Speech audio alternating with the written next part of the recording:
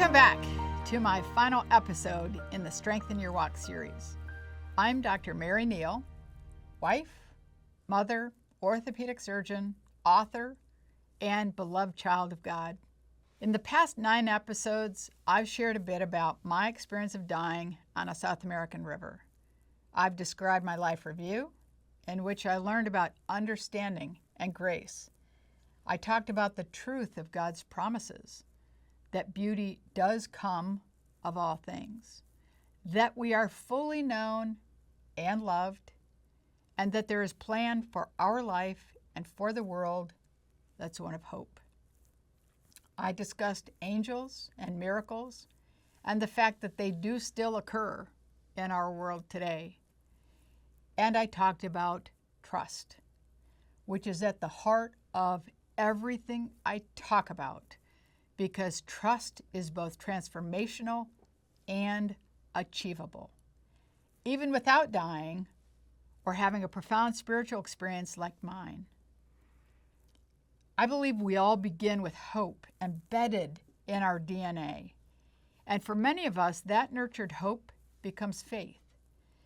But I think the next step beyond faith is trust. I like to differentiate between faith and trust because faith is so often rooted in emotion and therefore can be stronger or weaker depending on our circumstances. And it frequently fails when tested by any one of life's great challenges. Trust is different because trust is rooted in evidence of God's truth rather than how we're feeling on any particular day. After compiling evidence from one's own life, I believe it becomes possible to make a choice to trust that the God of yesterday will continue to be the God of today and of tomorrow. And it's this continual choice to trust, I believe, that can radically change our experience of life.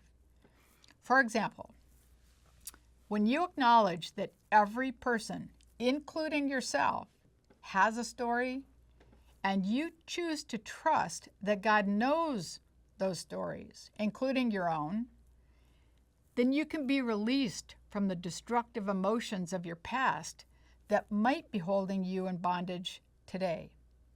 Secondly, when you trust that death is not the end, that there really is life after death in which you are healthy, whole, and fully reconciled, then you can be released from any fear you may have about dying and focus more on living into God's truth today.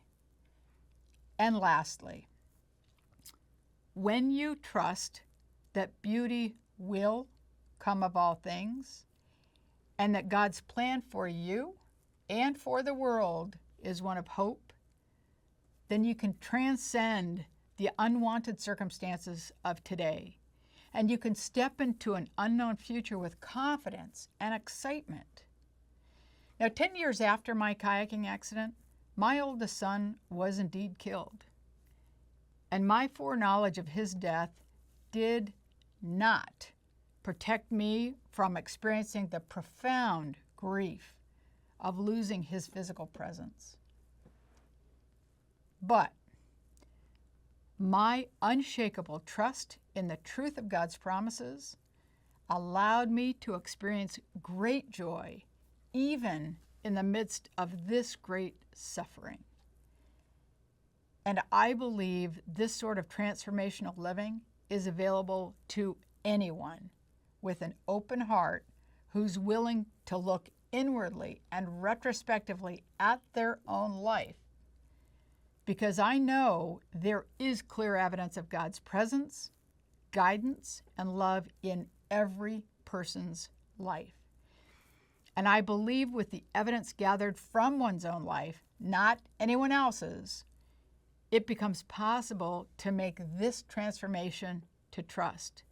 And with that trust, it becomes possible to experience the joy-filled life that I believe God intends for each one of us. Thank you for listening to this series, and may you always experience God's tangible love.